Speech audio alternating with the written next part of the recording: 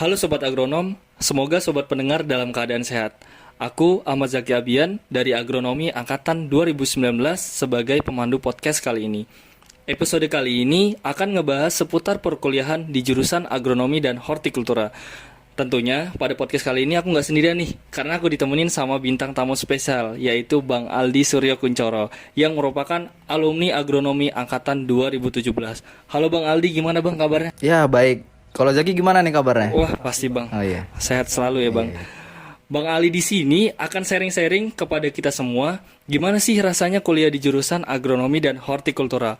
Dan informasi yang akan disampaikan nanti pasti bakal berguna nih bagi teman-teman yang ingin kuliah di jurusan Agronomi dan Hortikultura. Nah, langsung aja ya Bang, kita lanjut ke pertanyaan. Boleh. Oke Bang, pertanyaan yang pertama, di jurusan Agronomi dan Hortikultura ini sebenarnya belajar tentang apa aja sih Bang?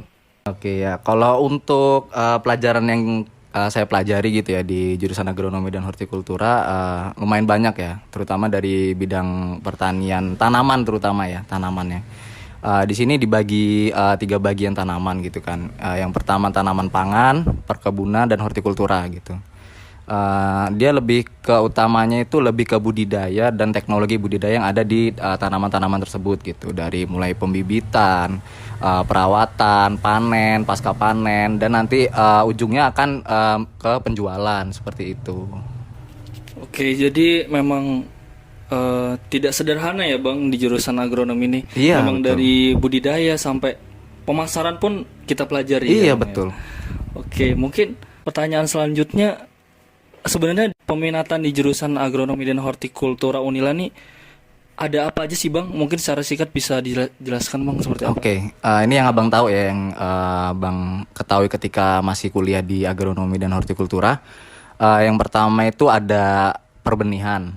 Nah, di situ benih. Gimana caranya kita tuh sebagai breeder, ngomongnya itu kalau untuk di benih itu breeder itu sama aja kayak pemulia gitu. Nah, jadi pemulia sama benih ini saling berkaitan gitu. Kalau yang pemuliaan tanaman ini gimana caranya menghasilkan suatu tanaman itu yang mempunyai genetik yang bagus gitu dibandingkan dengan sebelumnya. Dan yang pembenih ini itu gimana caranya dari hasil itu tadi gimana untuk menjadikan tanaman tersebut itu menjadi benih yang bisa ditanam kembali gitu. Nah, itu yang kedua.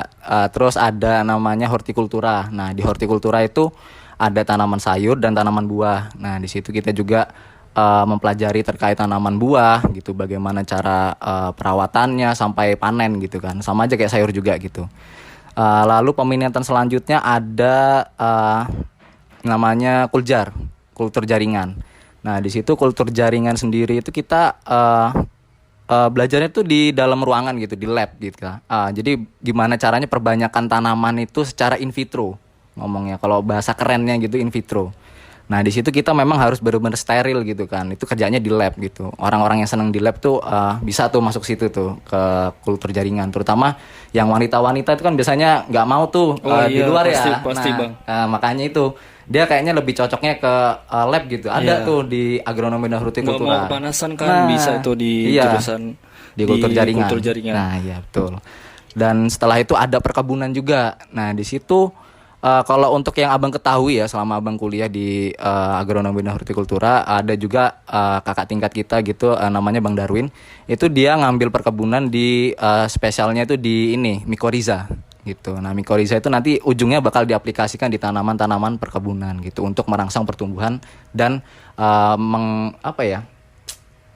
menghalangi penyakit itu tuh masuk ke dalam tanaman tersebut gitu melalui akar biasanya. Nah, di situ. Gitu. Itu yang abang ketahui sih terkait tentang peminatan di jurusan agronomi dan hortikultura. Oh, ada satu lagi. Oh, apa Bang? Panen dan pasca panen. Nah, itu penting juga tuh bagi ini agronomi dan hortikultura gitu. Itu ada peminatan juga gitu. Itu terkait tentang bagaimana cara memanen buah, sayur, segala macam lah intinya tentang tanaman tersebut gitu. Untuk pasca panennya biasanya kan kita melihat produk-produk di supermarket itu yang dibungkus-bungkus itu sebenarnya ada maksudnya gitu. Itu dari jurusan agronomi dan hortikultura itu mempelajari itu tentang pasca panen gitu. Bagaimana caranya buah tersebut biasanya kan yang dilihat tuh buah sama sayur ya, Iya, Bang. yang di supermarket gitu kan dibungkus. Itu tuh biar gimana caranya itu ketika sampai ke konsumen hasil tersebut itu tuh masih baik. masih baik gitu, ya, masih Bang, ya? bagus Iya. gitu. Nah, itu gimana caranya di pasca panennya gitu. Oke, mungkin pertanyaan selanjutnya ya Bang ya. Ini pertanyaannya, bisa share nggak sih Bang suka duka kuliah di jurusan agronomi dan hortikultura? Nah, lebih banyak sukanya atau dukanya nih Bang? Kalau menurut abang lebih ke sukanya sih, kenapa? Gimana Bang? Jadi memang dari dulu itu abang waktu SMA memang sebenarnya memang berminat sekali gitu untuk masuk di pertanian gitu, karena memang background Oh, orang emang tua. udah dari Iya. iya Bang dari awal ya Bang Dari ya. awal memang udah pengen banget gitu masuk ke pertanian gitu. Jadi ketika masuk ke agronomi dan alhamdulillahnya gitu untuk proses yang abang jalani selama kuliah itu ternyata make sense gitu, relate gitu sama apa yang abang pengenin gitu. Oh, jadi Abang ya menikmati lah ya Iya, Bang ya jadi kuliah. semua proses yang abang lalui itu abang nikmati gitu. Nah, memang kalau untuk dukanya sendiri banyak gitu. Yang dari mengurus skripsi sulitnya seperti apa gitu kan. Dan ketika untuk ujian-ujian kita, kan kalian tahu sendiri gitu ya, ketika ujian yang di kuliah sama di SMA itu kan beda banget tuh ya. Oh, jauh Bang Jauh pasti. banget ya. Iya. Oke, nah itu makanya kayak ada suatu kebiasaan ketika di SMA itu ketika di kuliah itu memang beda jauh gitu. Nah, itu yang harus kita apa ya beradaptasi gitu. Benar-benar. Nah, itu yang dukanya dari abang sih kayak gitu sih. Sulitnya gimana caranya kita beradaptasi ke kondisi yang baru gitu. Oke, lanjut ke pertanyaan selanjutnya Bang ya. Ya. Eh, prospek kerja lulusan jurusan agronomi dan hortikultura nih Bang. Apa aja Bang? Apa cuma jadi petani aja nyangkul gitu Oh Bang? ya tidak dong. Enggak ya, Enggak, Bang, enggak, ya? enggak. Itu untuk level seperti itu kita enggak bakal merasakan gitu. Karena kita itu disetting oleh jurusan kita itu sebagai pemimpin gitu.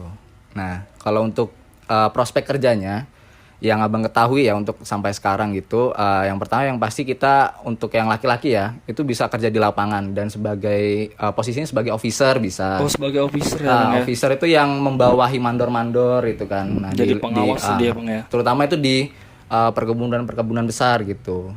Nah, itu kita sebagai kepalanya di situ, kita memanajemen orang-orangnya, terus memanajemen gimana caranya tanaman tersebut itu dari proses pembibitan sampai panen itu kita yang memanajemen semua. Nah, itu untuk prospek di perkebunan, terutama laki-laki ya. Iya Bang. Nah, kalau untuk yang wanitanya, ya yang abang sampaikan tadi gitu, yang pas di kultur jaringan. Kultur gitu. jaringan, Nah, ya, kita benar. melihat gitu kan, banyak juga perempuan-perempuan yang masuk di jurusan agronomi dan hortikultura gitu. Jangan takut gitu, untuk prospek kerjanya tetap ada banyak gitu. Malah di jurusan agronomi ini kebanyakan mayoritas Perempuan ya. Bang, Nah, iya makanya ketika memang nanti perempuan itu ingin bekerja gitu, nanti ketika sudah lulus itu masih banyak sekali gitu peluang-peluangnya. Bisa masuk di perkebunan, bisa masuknya di kultur jaringan, di lab gitu kan. Untuk biasanya sih untuk quality control. Nah, itu namanya quality control kalau misalnya kita masuk ke dalam perusahaan gitu ya. Itu dia kerjanya di lab gitu. Bagaimana ngetes gitu. Misalnya ada panenan nih, dites gitu. Ini kandungannya apa aja ini. Nah, itu bisa tuh perempuan masuk di situ bisa. Jadi ya nggak perlu panas-panasan juga bisa ya Bang Bisa. kerjanya ya. Tetapi kalau memang nanti ada perempuan yang jiwa-jiwanya ingin masuk ke lapangan gitu. Iya. Bisa juga Bang. Bisa juga karena kemarin juga abang kebetulan sempat wawancara di suatu perusahaan juga, perusahaan besar juga di kelapa sawit. Kemarin itu sempat kaget juga gitu. Ternyata ada juga yang masuk ke perusahaan tersebut itu kandidatnya cewek gitu, perempuan. Terus ada satu perempuan nanya ke ininya HR itu human resource-nya yang rekrut mereka gitu. Untuk yang wanita ini bagaimana ya pakai Pak untuk prospek kerjanya, apakah benar-benar di lapangan? Oh iya, karena memang di perusahaan kami itu sedang membuka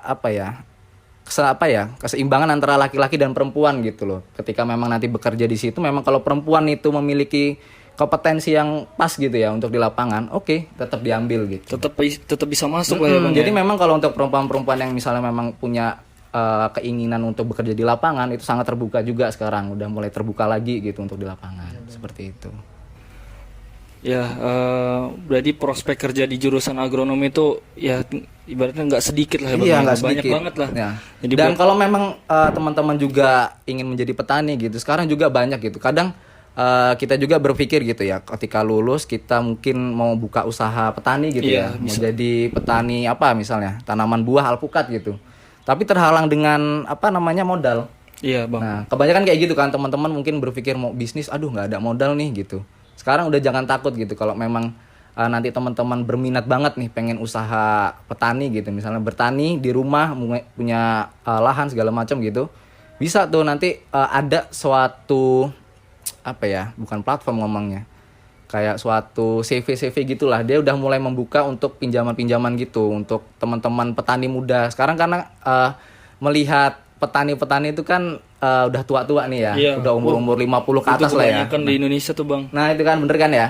Kalau ketika mungkin teman-teman jurusan agronomi dan hortikultura kalau lagi kerja lapang gitu ya, di lapangan gitu ya, melihat petani-petani udah pada tua segala macam gitu. Nah siapa lagi kalau yang nggak gantiin kalau nggak kita gitu kan. Iya, kita sebagai generasi penerus Nah. lah. Orang tua kita juga udah umur, masa mau nggak ada yang terus-terusan. menggantiin Iya, gitu Bang. kan. Nah makanya untuk prospek di petani gitu ya, itu sangat tinggi juga, dan jangan sepelekan gitu ya, sebagai petani itu alah cuman nyangkul-nyangkul doang gitu, duitnya dikit.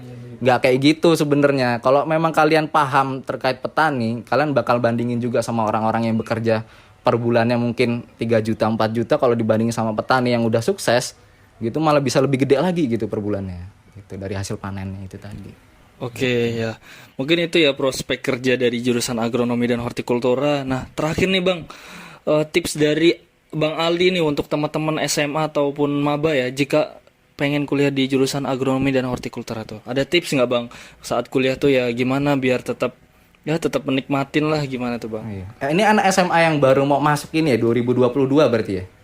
Iya bang, bisa Sama maba-maba yang baru gitu ya. ada yang mau masuk juga. Oke.